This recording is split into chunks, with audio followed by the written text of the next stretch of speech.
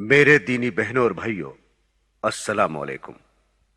Sonic enterprises Delhi ने इससे पहले आपके लिए तकरीर के 2 कैसेट पेश किए, टीवी अज़ाब कब्र और मरने के बाद क्या होगा।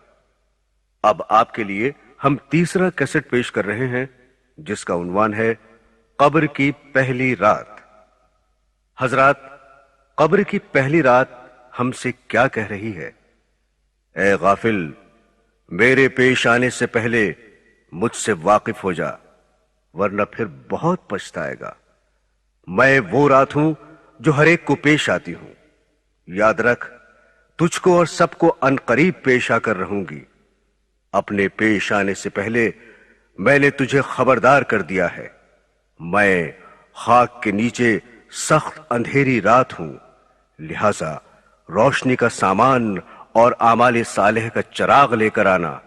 5 वक्ता नमाज, नमाज तहज्जुद, कुरान मजीद की तिलावत, अल्लाह और उसके रसूल सल्लल्लाहु अलैहि वसल्लम की पूरी पूरी फर्माबरदारी करने और अपने नफ्स की मुखालफत करने से मेरे अंदर चिराग रोशन होगा। कर जमी के नीचे जाने की भी फिक्र, ऊंचे ऊंचे यहां तो बनवाए महल। रोशनी की कब्र का सामान कर, काम जो करने हैं कर ले आजकल।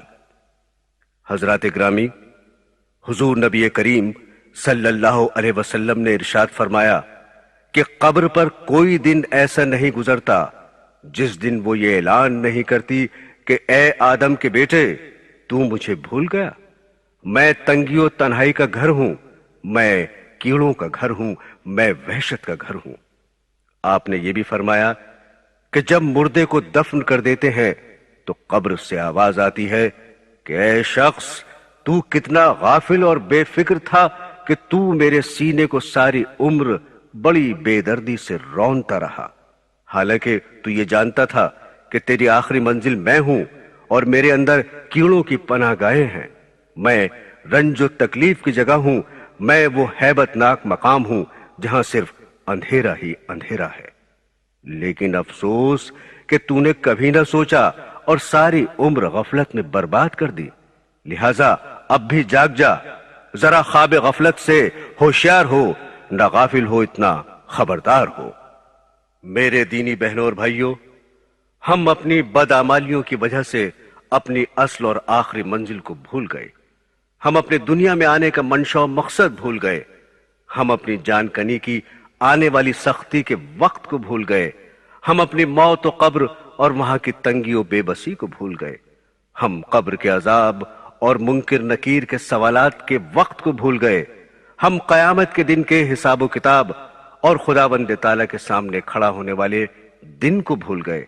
हम पुल सरात पर से गुजरने और दोजख के अजाब का खौफ और खतर भूल गए। हम दुनिया और दुनिया के मालो ख्याल और उसके कारोबार के अलावा सभी कुछ भूल गए। हम दुनिया के हिर्स तमा और माल जमा करने की दलदल में फंस गए। हम दुनिया के बंदे और आमाल के एतबार से गंदे बन गए। दुनिया हमारी तबीयत में और रग रग में रच बस गई। इसलिए मौत से हमें नफरत है, कब्र से हमें वहशत है। मौत के लिए न कोई तैयारी है, न आखिरत के लिए कोई सामान है, न ही भूल कर भी इसका कभी कोई ख्याल आता है और न ही अल्लाह ताला को मिलना पसंद है। वो शख्स जो रंग रलियों और ऐशो इशरत में पड़ा हुआ खुदा ताला की याद और अपने आखिरी अंजाम से गाफिल है, कभी अपने अजीज और रिश्तेदार और दोस्त यार की मौत का नक्शा याद करके सोचे कि वो किस तरह मरे और फिर किस तरह से उनके जनाजे को चारपाई पर ले जाकर मिट्टी के नीचे दबा दिया गया। जो कल बड़ी शान शौकत से बन संवर कर कोठियों और महलों में रहा करते थे, आह, तुमको उन पर कुछ भी रहम ना आया और उन पर जरा भी तरस ना आया। जो कल तुम पर फिदा होते और जान देते थे, आह, तुमने उन पर अपने हाथों से मिट्टी डाल दी। अब मिट्टी ने उनकी शक्ल सूरत का क्या हाल कर दिया होगा। उनके बदन को टुकड़े टुकड़े और अलग अलग कर दिया होगा।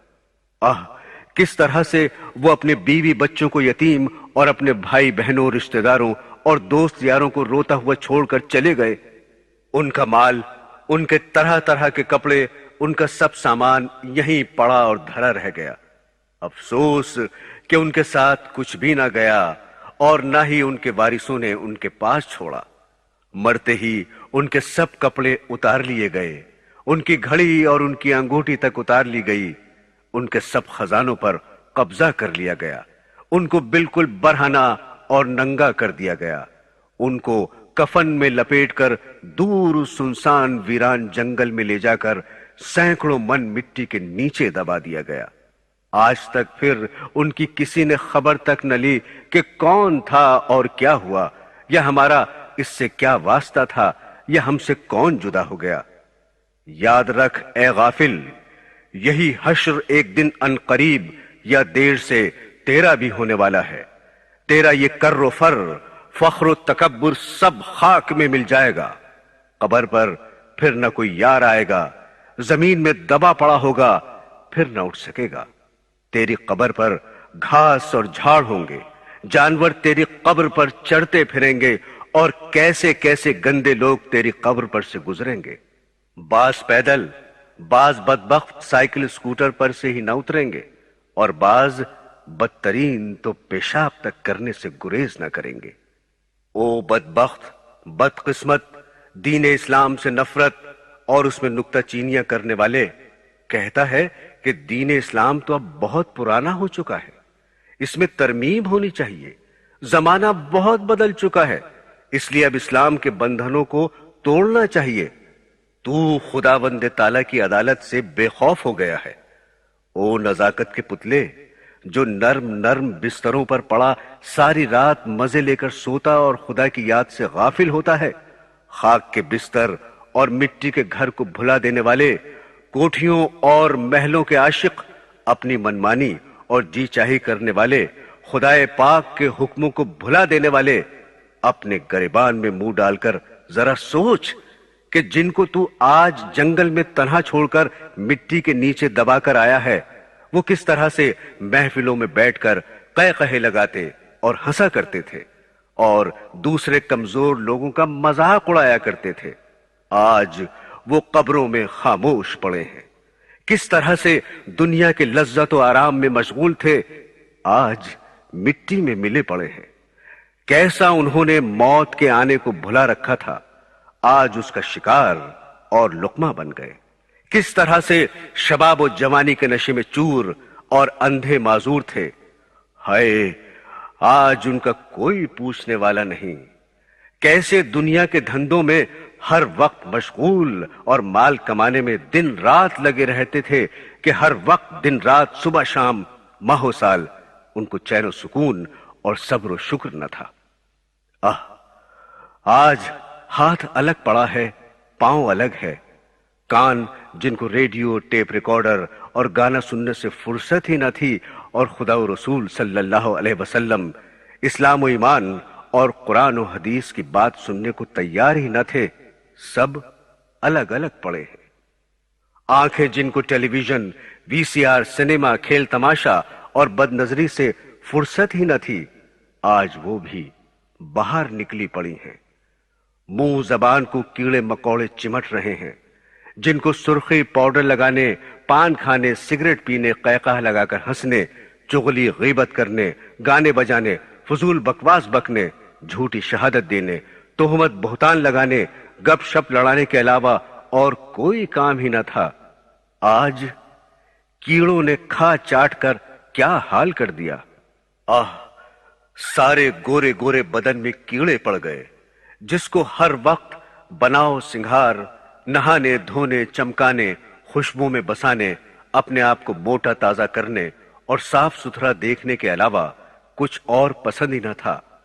بہت لوگ ایسے تھے جن کا ہمیشہ مشکیں بدن تھا، معطر کفن تھا، قبر کہنا ان کی کھولی تو دیکھا، نہ عضوے بدن تھا، نہ تارے کفن تھا۔ کیسا کھل کھلا کر ہنستے تھے، آج دانت گرے پڑے ہیں۔ کیسی کیسی تدبیریں سوچا کرتے تھے، برسوں کے انتظامات پہلے ہی سے سوچ لیا کرتے تھے کہ اتنے سال بعد اگر کوئی ضرورت آن پڑی تو کیا کریں گے۔ حالانکہ موت سر پر سوار تھی، مرنے کا دن قریب تھا، مگر ان کو یہ معلوم بھی نہ تھا کہ میرے ساتھ کل کیا ہونے والا ہے۔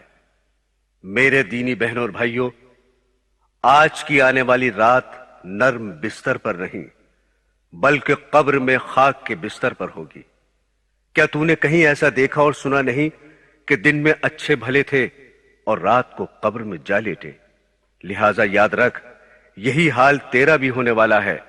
آج تو اتنے انتظامات کر رہا ہے، لمبی لمبی اسکیمیں اور تدبیریں سوچتا ہے، مگر کل کی خبر نہیں کہ کیا ہوگا، کہاں تیری یہ تدبیریں اور کہاں تو ہوگا۔ نہ معلوم کل کس جھاڑ اور پتھروں کے نیچے دبا ہوگا۔ آگاہ اپنی موت سے کوئی بشر نہیں، سامان 100 برس کا ہے، پل کی خبر نہیں۔ اس آنے والے منظر اور نقشے کو ہر وقت اپنی آنکھوں کے سامنے رکھ۔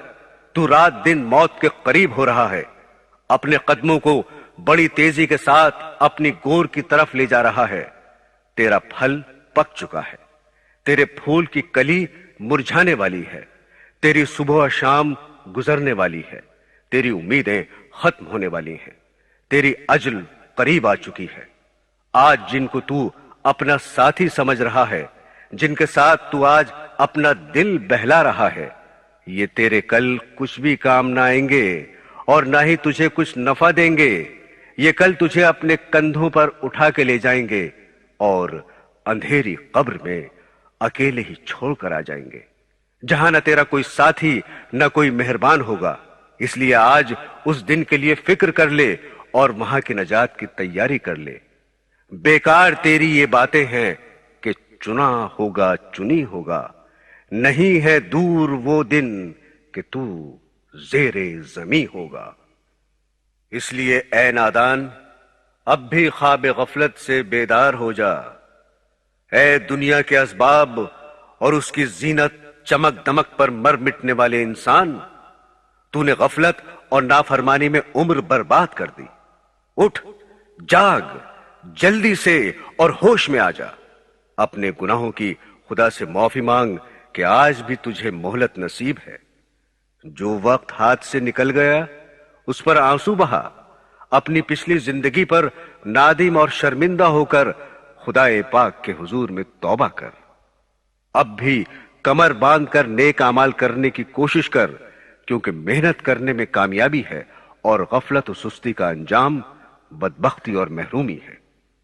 تیری کامیابی محل مکان بنانے، دنیا کا ساز و سامان اکٹھا کرنے، مال و دولت جمع کرنے یا کوئی عہدہ حاصل کرنے میں نہیں، بلکہ تیری اصل کامیابی اللہ اور اس کے رسول کی فرما برداری کرنے اور آخرت کی زندگی بنانے میں ہے۔ لہذا تو دنیا میں اس طرح سے رہ کہ جس طرح سے ایک مسافر رہتا ہے کہ وہ راہ چلتا ہوا زیادہ بکھیڑا نہیں کیا کرتا۔ ہمیشہ رہنے کی جگہ تو صرف آخرت ہے اور دنیا میں بہت تھوڑے دن رہنا ہے۔ اصل کامیابی تو آخرت کی کامیابی ہے۔ جس کو آخرت کی کامیابی نصیب ہو گئی وہ اپنی مراد کو پہنچ گیا۔ دنیا میں آج تک جتنے بھی لوگ آئے وہ سب کے سب اپنی منزل کی طرف کوچ کر گئے۔ یاد رکھ، تو بھی اسی طرح ایک دن کوچ کر جائے گا۔ یہاں کتنے آئے اور کتنے ہی چلے گئے، مگر افسوس کہ تجھے کچھ بھی نصیحت حاصل نہ ہوئی۔ اس دنیا میں جو بھی آیا کوچ کرنے کو ہی آیا۔ جب تجھے موت کا حادثہ پیش آئے گا جس کو کوئی ٹال نہیں سکتا، تو تیرے مال و دولت اور نوکر و خادم تیرے کچھ بھی کام نہ آئیں گے۔ اس وقت ڈاکٹر اور حکیم، دوست، رشتہ دار اور سب گھر والے تجھے بچانے کی تدبیریں اور علاج ختم کر کے مایوس اور نا امید ہو جائیں گے اور تیرے پاس سے اٹھ کھڑے ہوں گے۔ تجھ پر جاں کنی کا عالم ہوگا، کوئی تیرے منہ میں پانی ڈالے گا اور کوئی تجھے سورہ یاسین سنائے گا۔ تیرا دم نکل جانے کے بعد تیرے بدن سے لباس حاضرہ اتار کر تجھے کفن کی چادروں میں لپیٹ دیں گے، تجھے زمین کی تہ میں اکیلا چھوڑ دیں گے اور نظروں سے چھپا دیں گے۔ کوئی کہے گا بڑا اچھا باپ تھا، کوئی کہے گا بڑا اچھا دوست تھا، کوئی کہے گا بڑا نیک تھا، کوئی کہے گا اللہ پاک مغفرت فرمائے۔ کوئی کہے گا دنیا میں اچھی گزار گیا اور اچھا وقت پورا کر گیا، پھر وہ بہت جلد پیٹ کے دھندے میں لگ جائیں گے اور اپنی دنیا میں مشغول ہو جائیں گے، پھر وہ بھولے سے بھی کبھی تجھے یاد نہ کریں گے، مگر اس زبانی جمع خرچ کے بعد انہیں یہ بھی خبر نہ ہوگی کہ کون چلا گیا، کون ہم سے جدا اور رخصت ہو گیا، اس کا کچھ خیال نہ ہوگا، بلکہ ان کی ساری کوشش مال و دولت، زمین و جائیداد کے تقسیم کرنے، آپس میں بانٹنے اور لڑنے مرنے پر لگی ہوگی۔ تیرے مال کی تقسیم کی کمی بیشی کی وجہ سے وہ ایک دوسرے پر اپنا زیادہ حق جتلانے پر مقدمے بازی کریں گے۔ اس بلا و مصیبت میں وہ برسوں گرفتار اور مبتلا رہیں گے، پھر کوئی جیت گیا، کوئی ہار گیا، آخر لڑائی جھگڑے اور مقدمے بازی کے بعد ایک دوسرے سے لین دین اور تعلقات بھی ختم ہوں گے۔ انجام کار یہ کہ اسی حال میں وہ اس دنیا فانی سے رخصت ہوں گے۔ اے غافل، جو کہ دھوکے میں پڑا ہوا ہے، ان کی دوستی سے دھوکہ نہ کھا، سب سے اچھا دوست اور ساتھی تیرا نیک عمل ہے۔ دن گزر رہے ہیں، قبر منہ پھاڑے ہوئے ہے، موت سر پر چکر لگا رہی ہے، ملک الموت روح قبض کرنے کے انتظار میں ہے، حالات بدل رہے ہیں، ہولناک واقعات پیش آنے کو ہیں، تنگ و تاریک اور تلخ گھاٹیاں طے کرنے کو ہیں۔ تیری غفلت اور لاپرواہی کا یہ حال ہے کہ تجھے کچھ خبر ہی نہیں کہ کل تیرے ساتھ کیا ہونے والا ہے۔ کہیں مال و دولت کے جمع کرنے کی فکر میں ہے، کہیں چار یاروں سے ہنسی دل لگی کے ذکر میں ہے۔ تو ایسا بے دھڑک چل رہا ہے کہ سراسر اپنے اوپر غضب کر رہا ہے۔ تو مال و دولت، جوانی و صحت اور طاقت و توانائی کے نشے میں چور ہے اور دین سے کوسوں دور ہے۔ آخر یہ غفلت و سستی اور آخرت سے بیزاری کب تک رہے گی؟ ایسے گھر پر کیا رونا اور فریاد کرنا جو اجڑ گیا، خالی ہو گیا، جس کے نشان مٹ گئے، ان کی یادگاروں اور کھنڈروں پر واہ ویلا کیسا؟ بچپن کا زمانہ گزر چکا، غزل گوئی اور افسانہ بازی کا وقت بیت گیا، تو پھر اب یہ بچپنا اور شعر و شاعری کیسی؟ 50 سال کی عمر ہو چکی، سر سفید ہو چکا، تو پھر کھیل تماشے کیسے؟ لیلا مجنو کے وصال، ان کے ہجر و فراق اور ان کے عشق و معشوق کے تذکروں کو اب جانے دے۔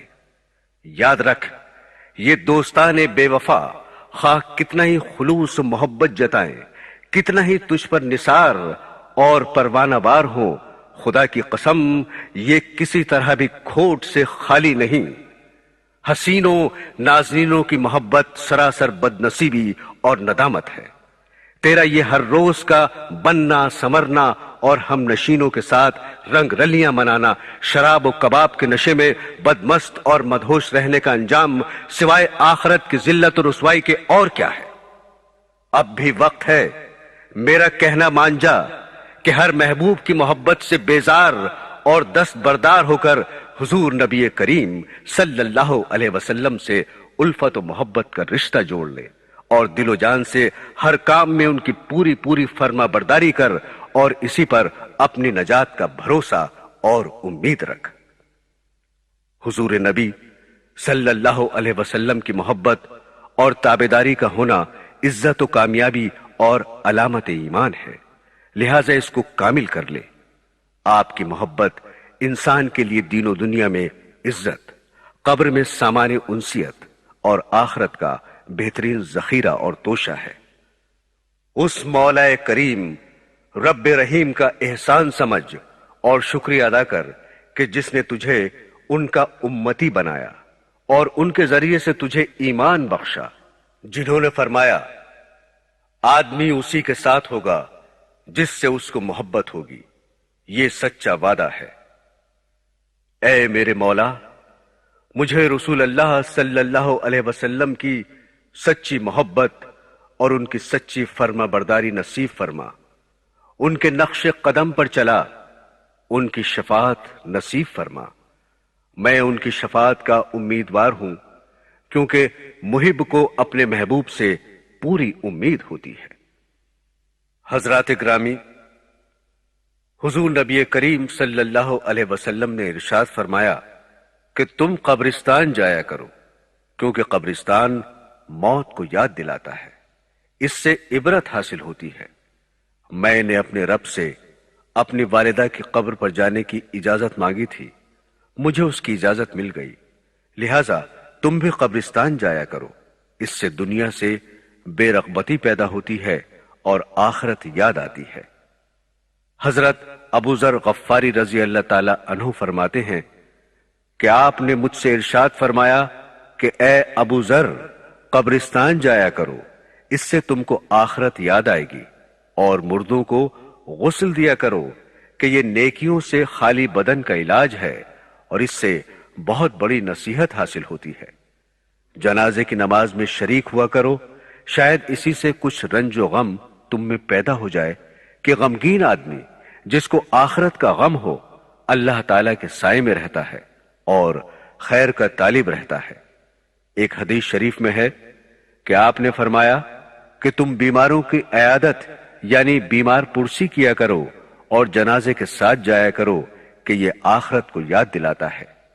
میرے دینی بہنوں اور بھائیوں، ایک حکیم کسی جنازے کے ساتھ جا رہے تھے، راستے میں لوگ اس میت پر افسوس و غم کر رہے تھے، تو حکیم جی نے لوگوں سے فرمایا کہ تم اپنے اوپر افسوس و غم کرو، یہ تمہارے حق میں زیادہ بہتر ہے، اس لیے کہ یہ تو چلا گیا اور 3 آفتوں اور مصیبتوں سے نجات پا گیا۔ اول یہ کہ آئندہ اب کبھی اس کو ملک الموت کے دیکھنے کا خوف نہیں رہا، دوسرے موت کی سختی کی مصیبت اب اس کو نہیں آئے گی، تیسرے برے خاتمے کا خوف اس کو اب ختم ہو گیا، لہذا اب تم اپنی فکر کرو کہ یہ تینوں سخت منزلیں تم پر آنے کو باقی ہیں۔ حدیث شریف میں ہے کہ ایک نوجوان مجلس میں کھڑے ہوئے اور عرض کیا کہ اے اللہ کے رسول، مومنین میں سے زیادہ سمجھدار کون ہے؟ تو آپ نے ارشاد فرمایا کہ موت کا کثرت سے ذکر کرنے والا اور اس کے آنے سے پہلے اس کے لیے بہترین تیاری کرنے والا۔ کسی نے عرض کیا یا رسول اللہ، اسلام کا نور سینے میں داخل ہونے کی کیا علامت ہے؟ فرمایا کہ اس دھوکے کے گھر دنیا فانی سے دور رہنا اور ہمیشہ رہنے والے گھر یعنی آخرت کی طرف جانے اور موت آنے سے پہلے اس کی تیاری کرنا۔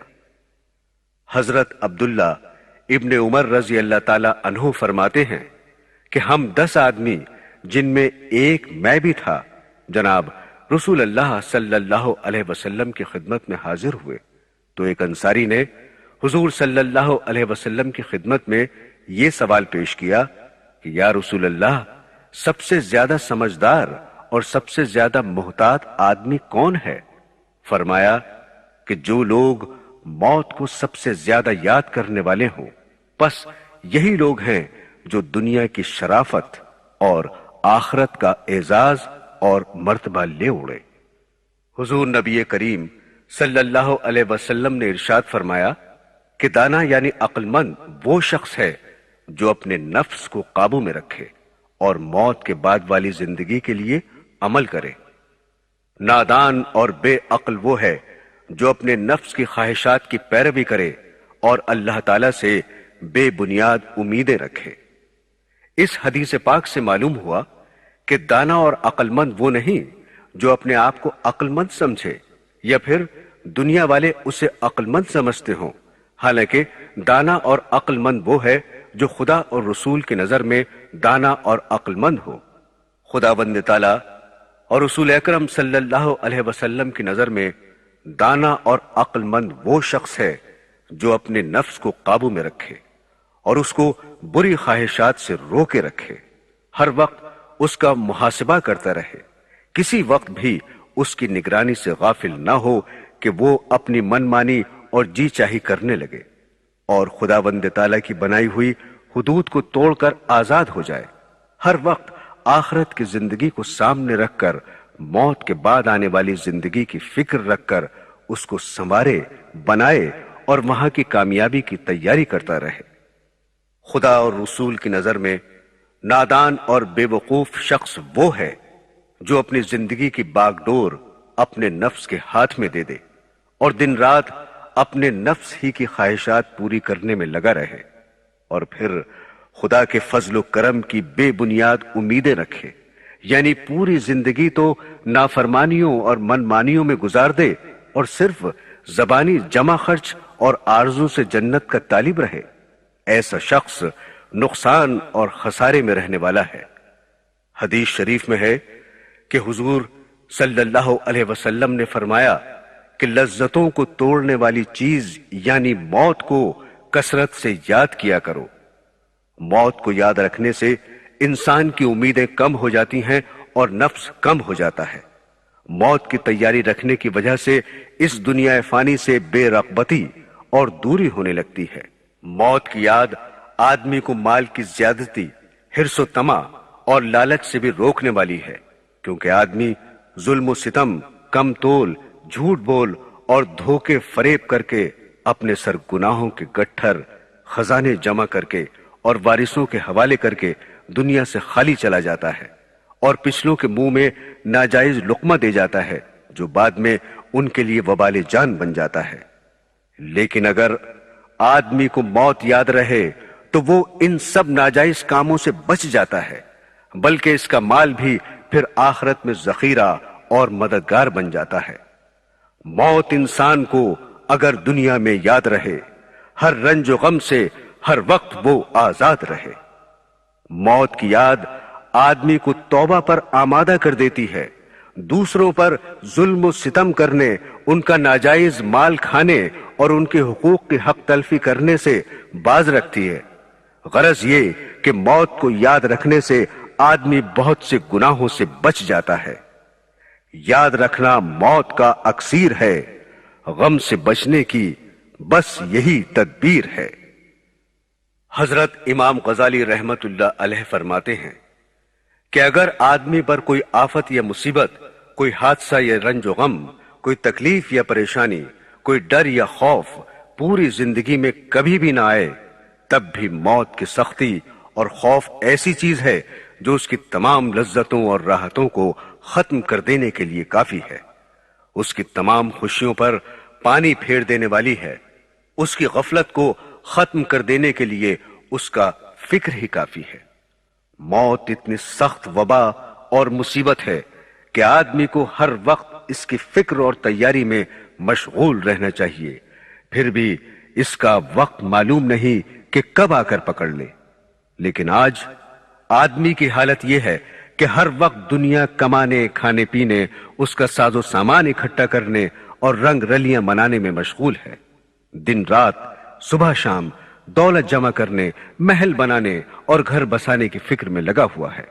آسمان پر اس کی گرفتاری کے وارنٹ جاری ہو چکے ہیں اور اس کی موت کا حکم جاری ہو چکا ہے، جس میں نہ کسی کی سفارش چل سکتی ہے، نہ ہی کوئی اپیل کی جا سکتی ہے اور نہ ہی منٹ دو منٹ کی اس کو مہلت مل سکتی ہے۔ جب بھی کسی پر موت کا وقت آیا تو اس کو کچھ کہنے سننے کی مہلت ہی نہیں مل سکی۔ کلام کیا کہ زبان تک منہ میں ہل نہ سکی، پلک جھپکنے کی مہلت بھی ان کو مل نہ سکی۔ پھر بھی یہ کس قدر دھوکے میں پڑا ہوا ہے، دنیا کی دلدل میں پھنسا ہوا ہے، محل مکان بنا رہا ہے، باغ لگا رہا ہے، زمین خرید رہا ہے، فیکٹری لگانے کی فکر میں ہے، غرض دن رات انہی باتوں کے خیال و فکر میں ہے اور رات کو بھی یہی خواب دیکھتا ہے، لیکن موت کو کبھی بھولے سے یاد نہیں کرتا۔ اس کا نام زندوں کی فہرست سے کٹ کر مردوں کی فہرست میں آ چکا ہے، بازار میں اس کا کفن تک بھی آ چکا ہے، مگر افسوس کہ اس کو کچھ ہوش ہی نہیں۔ موت ایسی چیز ہے کہ جس کے آنے کا کوئی وقت مقرر نہیں اور نہ ہی کسی کو یہ پتا ہے کہ وہ کب آ پکڑے۔ پھر یہ کتنی حیرانی کی بات ہے کہ آدمی سب کچھ جانتا ہوا بھی انجان بن جائے اور اس کو بھولا رہے، دنیا کی لذتوں اور غفلتوں میں پڑا رہے۔ اگر اس کو یہ پتا چل جائے کہ کوئی سپاہی یا پولیس اس کی تلاش میں ہے جو اس کے جرم کی وجہ سے اس کو سزا دے گا تو سب لذت و آرام خاک میں مل جائے گا، یا اس کو صرف اتنا ہی پتا چل جائے کہ اس کی گرفتاری کے وارنٹ جاری ہو چکے ہیں، بس اتنا سنتے ہی ہوش اڑ جائیں گے، نیند تک حرام ہو جائے گی، لذت و آرام کیسا۔ میرے دینی بھائیوں اور پیاری بہنوں، حضور نبی کریم صلی اللہ علیہ وسلم نے حضرت فاطمہ رضی اللہ تعالیٰ عنہ سے فرمایا کہ اے میری بیٹی، تو نیک عمل کر اور اس خیال میں نہ رہنا کہ میں محمد صلی اللہ علیہ وسلم کی بیٹی ہوں اور بخشی جاؤں گی۔ حضرات، دیکھیے کس قدر غور کرنے کا مقام ہے۔ جو لوگ یہ کہہ کر جان چھوڑا لیتے ہیں یا پھر یہ سمجھتے ہیں کہ ہم تو فلاں پیر صاحب یا فلاں مولوی صاحب کا پلہ پکڑ کر جنت میں چلے جائیں گے، وہ کس قدر اپنے آپ کو دھوکہ دے رہے ہیں اور نفس و شیطان کے کہنے پر اپنی زندگی برباد کر رہے ہیں۔ عزیزو، اب بھی وقت ہے، قبر کا عذاب بہت دردناک ہے۔ موت ایسی چیز ہے کہ جس کے آنے کا کوئی وقت مقرر نہیں۔ موت بہت تیز رفتاری سے ہماری طرف بڑھ رہی ہے۔ خدا را، آخرت کی فکر کرو اور عذاب قبر سے پناہ مانگو۔ آگاہ اپنی موت سے کوئی بشر نہیں، سامان 100 برس کا ہے، پل کی خبر نہیں۔ حضرات، حضرت فاطمہ زہرا رضی اللہ تعالیٰ عنہ کی وفات کے بعد جب رات کو ان کا جنازہ قبر میں اتارا گیا تو حضرت ابو ذر غفاری رضی اللہ تعالیٰ عنہما نے اپنے جوش غم میں قبر سے خطاب کر کے فرمایا کہ اے قبر، کیا تجھے کچھ خبر بھی ہے کہ ہم کس کا جنازہ لے کر آئے ہیں؟ یہ بیٹی ہیں رسول اللہ صلی اللہ علیہ وسلم کی، یہ بیوی ہیں حضرت علی کرم اللہ وجہ کی، یہ والدہ ہیں حضرت امام حسین اور حسن رضی اللہ تعالی عنہما کی، اور یہ فاطمہ زہرا ہیں جنت کی عورتوں کی سردار۔ قبر سے آواز آئی کہ اے ابو ذر، قبر حسب و نسب بیان کرنے کی جگہ نہیں ہے، یہاں تو صرف نیک اعمال کا ذکر ہے۔ یہاں تو وہی آرام پائے گا جس کے اعمال اچھے ہوں، جو سچے دل سے اللہ اور اس کے رسول کے فرما بردار ہوں گے۔ حضرات، ابھی آپ نے قبر کی آواز سنی، لیجئے اب ہم آپ کو قبر کے بارے میں کچھ اور تفصیلات بتا رہے ہیں۔ امید ہے آپ ان واقعات کو سن کر عبرت حاصل کریں گے۔ ابن حجر مکی کا بیان ہے کہ عبد الباسط نامی ایک شخص قاضی شہر کا چپراسی تھا۔ وہ شروع میں بہت غریب تھا، مگر اس نے ناجائز ذرائع سے خوب دولت سمیٹی، لیکن جب وہ مر گیا اور دفن کر دیا گیا تو دفن کرنے کے بعد قبر ذرا سی کھل گئی اور ہم نے دیکھا کہ ایک زنجیر کے اندر ایک بڑے سانپ کو اس کی لاش سے باندھ دیا گیا ہے۔ ہم نے ڈر کر قبر پر مٹی ڈال دی اور عبرت لے کر گھر لوٹے۔ ابن جوزی رحمت اللہ علیہ سے روایت ہے کہ حضرت عیسیٰ علیہ السلام اپنے ساتھیوں کے ہمراہ جا رہے تھے۔ راستے میں کسی مردے کی ایک کھوپڑی نظر آئی۔ آپ کے ساتھیوں نے درخواست کی کہ اے روح اللہ، آپ اللہ تعالیٰ سے دعا فرمائیں کہ اس کھوپڑی کو قوت گویائی عطا فرما دے اور یہ کھوپڑی گزرے ہوئے عجیب واقعات ہم کو سنا دے، اس سے ہم کو عبرت حاصل ہوگی۔ حضرت عیسیٰ علیہ السلام نے 2 رکعت نماز پڑھی اور اللہ تعالیٰ سے دعا کی۔ آپ کی دعا قبول ہوئی اور کھوپڑی بول اٹھی کہ اے روح اللہ، پوچھئے، کیا پوچھتے ہیں؟ اللہ تعالیٰ کا حکم ہے کہ میں آپ کی باتوں کا جواب دوں۔ آپ نے پوچھا، تو اس دنیا میں کون سی شخصیت رکھتا تھا؟ کھوپڑی نے جواب دیا، میں اس زمین کا بادشاہ تھا، 1000 برس زندہ رہا، 1000 اولاد مجھ سے ہوئیں، 1000 شہر فتح کیے، 1000 لشکروں کو شکست دی اور 1000 بادشاہوں کو قتل کیا۔ بالآخر اس فاتح زمانہ کو موت آئی۔ میں نے اچھی طرح یہ معلوم کر لیا کہ زہد و تقوی سے بڑھ کر کوئی دولت نہیں اور حرص و طمع میں ہلاکت ہی ہلاکت ہے، اور اللہ تعالیٰ کی تقدیر پر راضی رہنے میں سب سے بڑی عزت ہے۔ محترم سامعین، اب ہم جو واقعہ آپ کو سنا رہے ہیں وہ بڑا عبرتناک اور دل ہلا دینے والا ہے۔ خدا ہم سب مسلمانوں کو قبر کے عذاب سے بچائے۔ لیجئے ایک کفن چور کی داستان سنیے۔ حضرت سیدنا حسن بصری رحمت اللہ علیہ کے دست مبارک پر ایک ایسے کفن چور نے توبہ کی جس نے تقریباً 2200 कफन चुराए थे। हजरत हसन बसरी रहमतुल्लाह अलैह के दरियाफ्त करने पर उसने 3 कब्रों के वाकयात बयान किए। एक बार मैंने एक कब्र खोदी तो उसमें एक दिल हिला देने वाला मंजर देखा। क्या देखता हूं कि मुर्दे का चेहरा स्याह है, पांव में आग की जंजीरें हैं और उसके मुंह से खून और पीप जारी है। नीज इस कदर बदबू आ रही है कि दिमाग फटा जा रहा है। ये खौफनाक मंजर देखकर मैं डर कर भागने ही वाला था कि मुर्दा बोल पड़ा, क्यों भागता है? और सुन कि मुझे किस गुनाह की सजा मिल रही है। मैं मुर्दे की पुकार सुनकर ठिठक कर खड़ा हो गया और तमाम हिम्मत इकट्ठी करके कब्र के करीब गया, और जब अंदर झांक कर देखा तो अजाब के फरिश्ते उसकी गर्दन में आग की जंजीरें बांधे बैठे थे। मैंने मुर्दे से पूछा, तू कौन है? उसने जवाब दिया, मैं मुसलमान इब्ने मुसलमान हूं, मगर अफसोस मैं शराबी और जानी था और इसी बदमस्ती की हालत में मरा और अजाब में गिरफ्तार हो गया।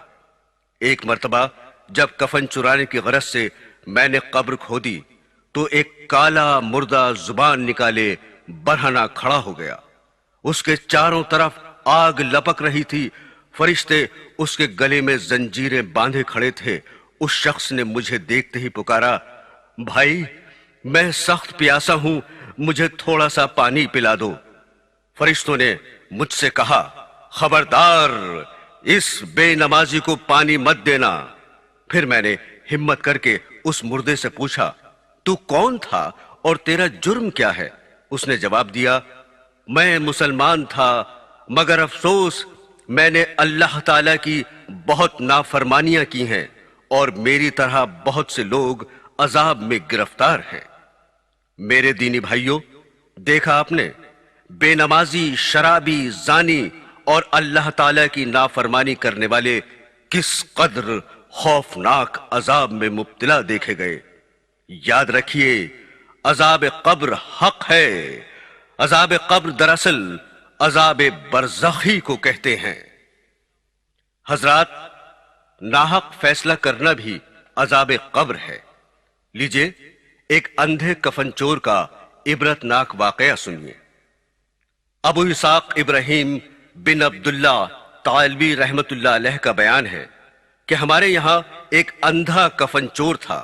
वो भीख मांगता था और भीख मांगते हुए वो कहा करता था कि कोई शख्स मुझे कुछ दे ताकि मैं उसे अनोखी खबर सुनाऊं, और कोई शख्स मुझे ज्यादा दे ताकि मैं उसे अनोखी चीज दिखाऊं।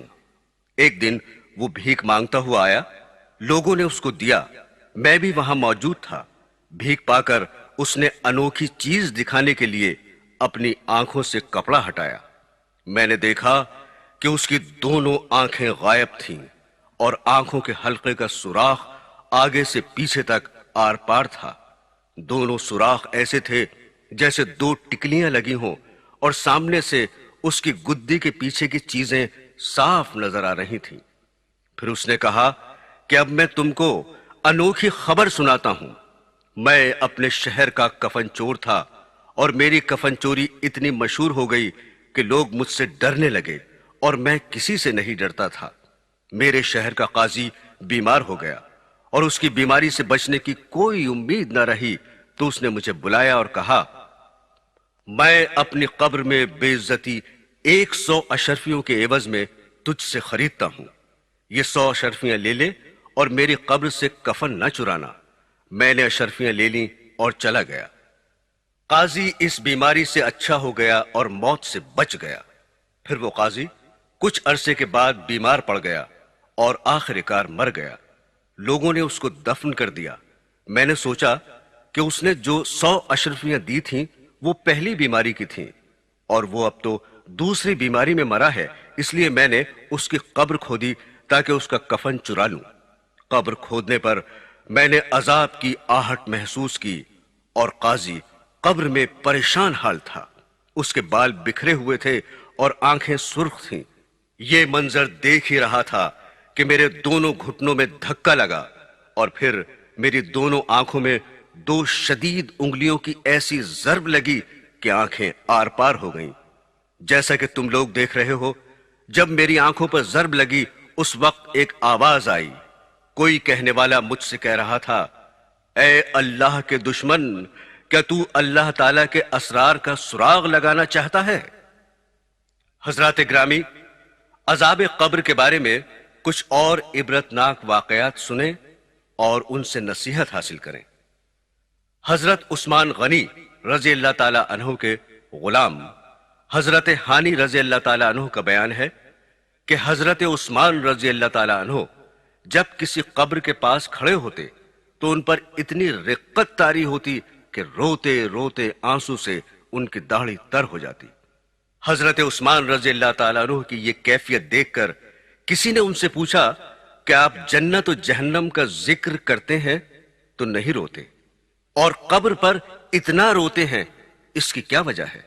اس کے جواب میں حضرت عثمان رضی اللہ تعالیٰ عنہ نے فرمایا، رسول اللہ صلی اللہ علیہ وسلم کا ارشاد ہے کہ سفر آخرت کی پہلی منزل قبر ہے۔ اگر اس پہلی منزل پر نجات حاصل ہو گئی تو سمجھو بعد کی منزلیں آسان ہو گئیں، اور اگر اس پہلی منزل پر نجات نہ ملی تو بعد کی منزلیں اس سے زیادہ سخت آئیں گی، یعنی قبر ہی اگلی منزلوں کی راحت و غم کی علامت ہے۔ حضور اکرم صلی اللہ علیہ وسلم کا یہ بھی ارشاد ہے کہ میں نے جتنے ہولناک مناظر دیکھے ان میں سب سے زیادہ ہولناک قبر کے منظر کو پایا۔ حضرت برار رضی اللہ تعالیٰ عنہ کا بیان ہے کہ رسول اللہ صلی اللہ علیہ وسلم کے ہمراہ ہم ایک جنازے میں شریک ہوئے۔ ہم نے دیکھا کہ آپ ایک قبر کے کنارے بیٹھ گئے، پھر آپ اس قدر روئے اور ہم کو بھی اس قدر رلایا کہ زمین تر ہو گئی۔ آپ نے اس وقت فرمایا، میرے بھائیوں، اس جیسی ہولناک جگہ کے لیے تیاری کرو۔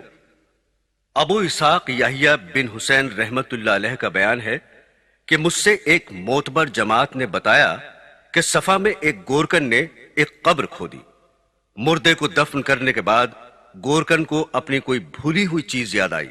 اس نے جا کر دوبارہ قبر کھودی اور اس نے یہ عجیب نقشہ دیکھا کہ مردے پر ایک بڑا سانپ تھا، اتنا بڑا کہ اس نے مردے کو گھیر رکھا تھا۔ گورکن ڈر گیا اور اس پر غشی سی طاری ہو گئی۔ اس کے بعد اس کی عقل جاتی رہی۔ پاگل ہونے کے بعد اس نے گورکنی چھوڑ دی۔ ابو اسحاق یحییٰ بن حسین کا بیان ہے کہ ایک معتبر جماعت نے یہ خبر دی کہ سید ہادی اتفاق سے کہیں جا رہے تھے کہ راستے میں ایک کھوپڑی دیکھی اور اس میں لگام بھی تھی۔ سید ہادی نے اس کھوپڑی کو اٹھا کر زمین کے نیچے دفن کر دیا، مگر فوراً ہی زمین نے اپنے اندر سے اس کھوپڑی کو باہر پھینک دیا۔ سید ہادی کو بڑی حیرانی ہوئی، وہ برابر فکر میں رہے۔ اچانک ایک آواز آئی اور سید ہادی بہت دیر تک بے ہوش پڑے رہے۔ ابن حفشب رحمت اللہ علیہ اپنا واقعہ بیان کرتے ہیں کہ میرا ایک بار ایک قبیلے پر گزر ہوا، وہاں ایک قبرستان تھا۔ عصر کے بعد میں نے دیکھا کہ ایک قبر شق ہو گئی اور اس میں سے ایک آدمی نکلا۔ اس کا سر گدھے کا تھا مگر اس کا جسم آدمی کا تھا۔ وہ نکل کر 3 بار گدھے کی طرح چیخا، پھر قبر میں چلا گیا اور قبر بند ہو گئی۔ میں نے اہل قبیلہ سے اس قبر والے کا حال پوچھا تو بتایا گیا کہ وہ شرابی تھا۔ جب اس کی ماں نصیحت کرتی تھی تو وہ کہتا، خواہ مخواہ تو گدھے کی طرح چیختی ہے۔ چنانچہ وہ عصر کے بعد مر گیا اور ہر روز عصر کے بعد اس کی قبر شق ہوتی ہے اور وہ 3 بار چیختا ہے۔ حضرت انس رضی اللہ تعالی عنہ سے روایت ہے کہ نبی کریم صلی اللہ علیہ وسلم ایک جنازے میں تشریف لے گئے۔ جب میت قبر میں رکھ دی گئی تو آپ نے ایک کپڑا طلب فرما کر اس سے قبر کو ڈھانک دیا۔ اس وقت آپ نے فرمایا، قبر میں مت جھانکو، قبر ایک امانت ہے۔ اگر جھانک کر دیکھو گے تو کہیں یہ منظر نہ دکھائی دے کہ کالا سانپ مردے کی گردن میں توق کی طرح پڑا ہوا ہے، اور اللہ تعالیٰ کہیں یہ حکم نہ دے دے کہ قبر سے زنجیر کی آواز تم کو سنائی دے۔ حضرت ابو ہریرہ رضی اللہ تعالی عنہ سے روایت ہے کہ نبی کریم صلی اللہ علیہ وسلم نے ارشاد فرمایا، اپنے مردوں کو نیک لوگوں کے پاس دفن کیا کرو، کیونکہ مردہ برے پڑوسی سے اس طرح ایذا محسوس کرتا ہے جس طرح زندہ آدمی برے پڑوسی سے ایذا پاتا ہے۔ حضرت ابن عباس رضی اللہ تعالی عنہ سے روایت ہے کہ سرور کائنات صلی اللہ علیہ وسلم نے ارشاد فرمایا، جب تمہارا کوئی آدمی وفات پا جائے تو اس کو اچھا کفن دو اور اس کی وصیت پر جلد عمل کرو اور اس کی قبر اچھی کھودو اور اس کے لیے اچھا پڑوسی تلاش کرو۔ صحابہ نے عرض کیا، اے اللہ کے رسول، کیا نیک پڑوسی اس کو آخرت میں کچھ فائدہ پہنچا سکتا ہے؟ حضور نے ارشاد فرمایا، کیا دنیا میں نیک پڑوسی سے کچھ فائدہ ہوتا ہے؟ صحابہ نے عرض کیا، ہاں۔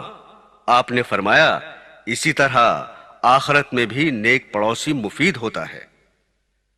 صدقہ بن خالد رحمت اللہ علیہ نے دمشق کے بعض مشائخ سے روایت بیان کی ہے۔ مشائخ کہتے ہیں کہ ہم حج کو گئے، ہمارے ایک ساتھی راستے میں انتقال کر گیا۔ ہم نے وہاں کی آبادی میں سے ایک کدال لے کر اس کی قبر کھودی اور اس مردے کو اس میں دفن کر دیا۔ دفن کرنے کے بعد یاد آیا کہ کدال تو قبر میں ہی بھول گئے۔ ہم نے قبر کو پھر کھودا تو دیکھتے ہیں کہ اس مردے کی گردن اور دونوں ہاتھوں کو اس کدال میں باندھ دیا گیا ہے۔ ہم نے یہ دہشت ناک منظر دیکھ کر قبر کو مٹی سے پاٹ دیا اور کدال کو نہ نکال سکے۔ کدال کے مالک کو اس کی قیمت دے کر راضی کیا۔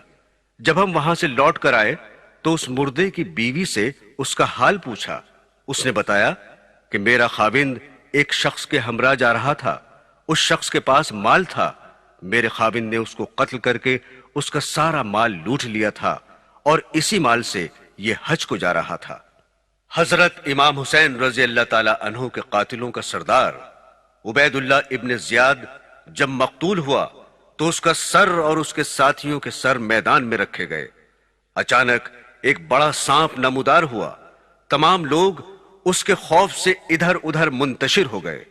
وہ سانپ تمام سروں میں گھستا پھرتا باہر نکلتا رہا، یہاں تک کہ ابن زیاد کے دونوں نتنوں میں داخل ہو کر پھر اس کے منہ سے باہر نکلا۔ کئی بار اسی طرح کر کے وہ چلا گیا، پھر لوٹ آیا اور دوسرے سروں کے ساتھ بھی یہی برتاؤ کرتا ہوا غائب ہو گیا۔ کچھ معلوم نہیں ہوا کہ کہاں سے آیا تھا اور کہاں غائب ہو گیا۔ حافظ ابن قیم رحمت اللہ علیہ بیان کرتے ہیں کہ ابو عبداللہ محمد صرافی رحمت اللہ علیہ نے یہ واقعہ بیان کیا ہے کہ میں اپنے گھر سے ایک دن نکلا اور باغ کی طرف جا رہا تھا۔ چلتے چلتے جب سورج چھپنے کا وقت آیا تو میرا گزر ایک قبرستان پر ہوا، تو میں نے ایک قبر دیکھی جو شیشہ گر کی بھٹی کی طرح انگاروں سے سرخ ہو رہی تھی، اور اس آگ کے بیچ میں ایک مردہ پڑا ہوا تھا۔ تو میں نے وہاں کے لوگوں سے قبر والے کا حال دریافت کیا تو لوگوں نے بتایا کہ وہ چنگی وصول کیا کرتا تھا، آج ہی لوگوں نے اس کو دفن کیا ہے۔ ایک حدیث میں منقول ہے کہ ایک جوان آدمی نہایت غمگین خلیفہ عبد الملک کے پاس آیا۔ عبد الملک نے اس کے رنج و غم کی وجہ پوچھی تو اس غمزدہ نے کہا، میں اپنے گناہ کے سبب سے غمگین ہوں۔ عبد الملک نے کہا کہ تیرا گناہ آسمان و زمین سے تو بڑا نہیں۔ اس نے کہا کہ اس سے بھی بڑا ہے۔ پھر عبد الملک نے پوچھا کہ تیرا گناہ بڑا ہے یا اللہ تعالی کی رحمت؟ اس پر اس نوجوان نے خاموشی اختیار کی۔ پھر عبد الملک نے اس سے پوچھا، تیرا کون سا گناہ ہے؟ اس کے بعد اس نے بتایا کہ میں کفن چور تھا، 5 قبروں کے مردوں نے مجھ کو توبہ کرنے پر مجبور کر دیا۔ میں نے ایک پہلی قبر کھودی تو اس کے مردے کو دیکھا کہ اس کا منہ قبلے کی طرف سے پھیر دیا گیا تھا اور اس کا دوسرا عذاب بھی دیا جا رہا تھا۔ میں وہاں سے ڈر کر چلا تو غیب سے آواز آئی کہ تو اس مردے سے یہ کیوں نہیں پوچھتا وہ کس وجہ سے اس عذاب میں گرفتار ہے؟ میں نے کہا کہ میں نہیں پوچھ سکتا۔ پھر غیب سے آواز آئی کہ یہ شخص نماز کو حقیر اور برا سمجھتا تھا، اس لیے اس کو یہ عذاب ہو رہا ہے۔ میں نے ایک دوسری قبر کھودی تو دیکھا کہ اس کا مردہ بالکل سور ہو گیا تھا، طوق اور بیڑیوں سے جکڑا ہوا تھا، میں یہ دیکھ کر ڈر کر بھاگنے لگا۔ غیب سے پھر آواز آئی، تو اس مردے سے اس عذاب کا سبب کیوں نہیں پوچھتا؟ میں نے کہا، یہ سوال میری قدرت اور طاقت سے باہر ہے۔ پھر غیب سے آواز آئی، یہ شراب پیتا تھا اور اللہ تعالیٰ کی حرام کی ہوئی چیزوں کو اس نے حرام نہیں کیا تھا بلکہ حلال سمجھ رکھا تھا۔ میں نے پھر ایک تیسری قبر کھودی، اس کا مردہ آگ کی میخوں سے بندھا ہوا تھا اور اس کی زبان باہر نکلی ہوئی تھی۔ میں ڈر کر بھاگنے لگا تو غیب سے پھر آواز آئی کہ تو اس مردے سے اس کی وجہ کیوں نہیں پوچھتا؟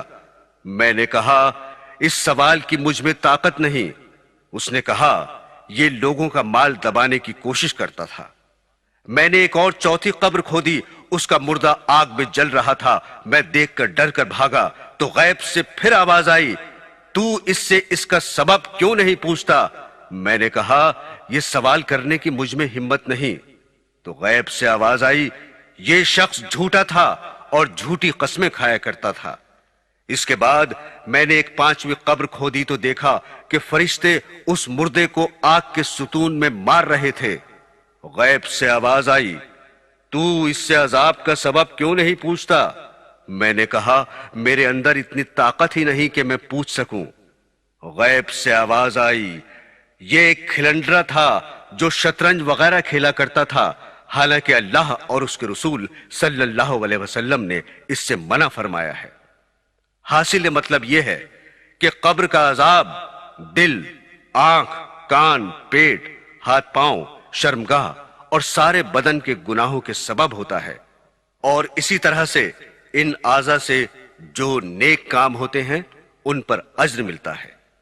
محمد بن یونس قربائی کا بیان ہے کہ ابو سنان بڑا نیک آدمی تھا۔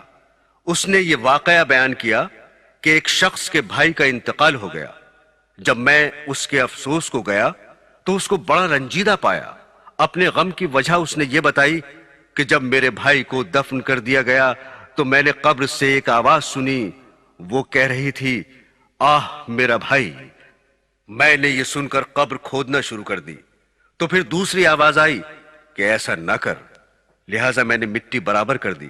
لیکن پھر یہ آواز آئی کہ آہ میرا بھائی۔ میں نے پھر قبر کھودنا شروع کی، مگر پھر دوسری آواز آئی کہ ایسا مت کر، اور میں نے پھر مٹی برابر کر دی۔ غرض یہ کہ اسی طرح بار بار ہوتا رہا۔ جب میں اٹھ کر واپس گھر کو آنے لگا تو قبر سے بڑی دردناک رونے کی آواز آئی کہ آہ میرا بھائی۔ میں یہ سن کر پھر قبر پر گیا اور قسم کھائی کہ اب ضرور قبر کھود کر اپنے بھائی کو دیکھوں گا۔ جب قبر کھود کر دیکھا تو اس کی گردن میں آگ کا توق پڑا ہوا تھا۔ میں نے توق کو کاٹنا چاہا تو میری انگلیاں جاتی رہیں۔ ابو سنان کا بیان ہے کہ اس نے اپنا ہاتھ ہم کو دکھایا تو اس کی 4 انگلیاں غائب تھیں۔ میرے دینی بہنوں اور بھائیوں، ابھی آپ عذاب قبر کے اسباب کے بارے میں سن رہے تھے۔ چغل خوری، پیشاب میں بے احتیاطی، بے وضو نماز پڑھنا، بدکاری، چوری، شراب نوشی، ماں کے ساتھ بے ادبی، تکبر سے چلنا، دھوکے کے کاروبار، صحابہ اکرام کو برا کہنا اور ناحق فیصلہ کرنا۔ ان سب برے کاموں سے بچیں، کیونکہ یہی عذاب قبر کا سبب ہے۔ حضرات گرامی، مومن پر قبر کی شفقت کے بارے میں اب ذرا سن لیجئے۔ حضرت سعید بن مسیب رضی اللہ تعالی عنہ سے روایت ہے کہ حضرت عائشہ نے عرض کیا کہ اے اللہ کے رسول، آپ نے جس دن منکر نکیر اور قبر کے بھینچنے کی حدیث بیان فرمائی، اس دن سے مجھے کوئی چیز اچھی معلوم نہیں ہوتی، دل گھبرایا ہوا ہے۔